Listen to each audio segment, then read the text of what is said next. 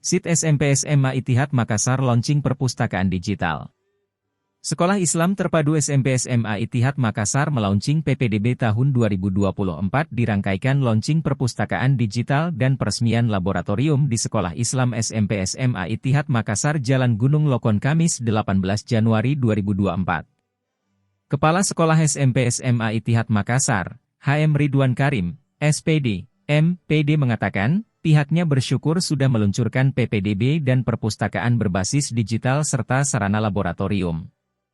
Ridwan menyebut, pembenahan ini membawa Ittihad lebih maju dan kompetitif maka pihak sekolah merasa perlu pengembangan kompetensi dan profesionalisme guru terutama peningkatan kualitas layanan pembelajaran serta pembekalan sukses masuk PTN kelas 12.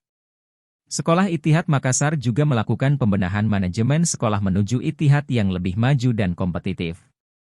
Pasalnya, ada beberapa kondisi awal sehingga pihaknya merasa perlu adanya transformasi. Pertama, kehadiran siswa belajar di sekolah masih rendah. Adab siswa terhadap guru tidak terbentuk, ketahanan belajar dan motivasi kuliah siswa rendah dan kebersihan pada lingkungan juga masih dinilai rendah.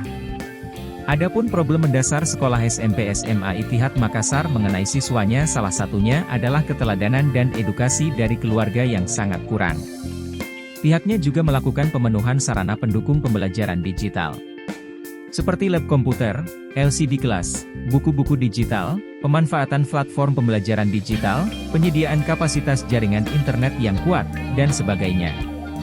Untuk PPDB tahun 2024 hingga 2025, Sekolah Ittihad Makassar menargetkan peserta didik masing-masing 2 kelas untuk SMP dan SMA. Calon peserta didik yang mendaftar Januari hingga Maret 2024 akan diberikan apresiasi berupa voucher senilai Rp1,8 juta dan tas sekolah.